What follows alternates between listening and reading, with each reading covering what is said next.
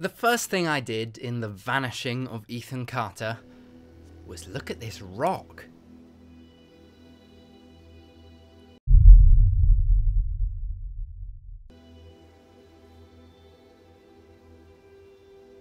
The first noises I made were a kind of gibbering sound. The countless days that must have gone into honing the opening shot. I mean, every prop, every curl of mist, the gentle bend in the track is considered and balanced to a Vitruvian degree. And because of this, from those opening 30 seconds, whatever the rest of the game might hold, you think, well, you've got my attention.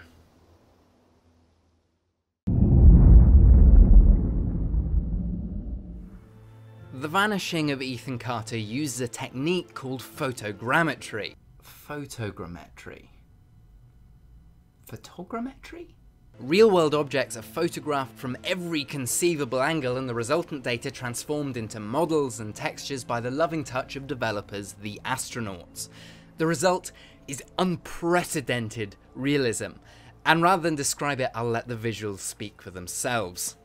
What you're seeing here was running on a superclocked 780 Ti at about 50 FPS, and that sounds worrying.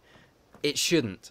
Ditch the frankly obscene 16 times anti-aliasing and 16 times anisotropic filtering that I can't help but crank up to sate my vegetation fetish, and you're left with a thoroughly optimized game which should blow you away even when run on a toaster, so long as that toaster has 512 megs of VRAM.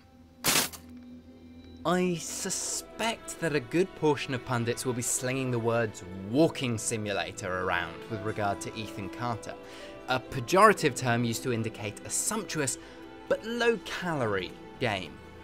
It's not, but God, I wouldn't mind if it was. What it is a preternatural American detective game, or an adventure puzzle game in which you happen to be a preternatural American detective. If the likes of Ether 1 aren't for you, leave now because you will hate it, and nothing I say will convince you otherwise. But I, for one, adore being dropped into games not knowing what the bloody hell is going on.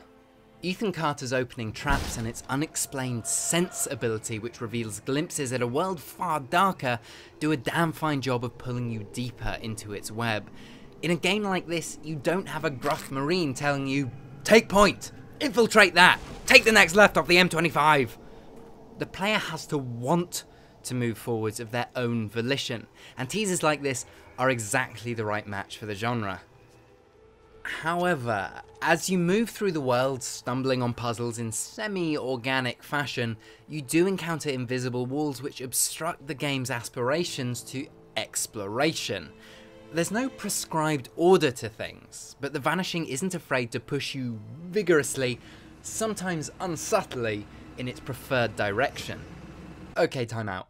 For the rest of the video I'll be doing my best to avoid explicit spoilers, but chances are good you'll see something you shouldn't as I pick apart the puzzles. If you're dead set on buying it already and just sticking around for the smooth sounds of my sultry voice, you might want to leave now before you see what you're getting for Christmas. Alright, time in. In the demo I played, there were 3 distinct puzzle types, but it wasn't long enough to know whether these flavours repeat themselves.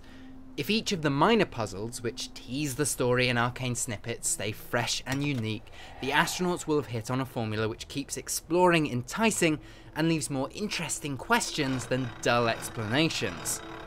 But the longer set-piece puzzle has the feel of a recurring mechanic, in which you piece together a timeline of events from a series of stills.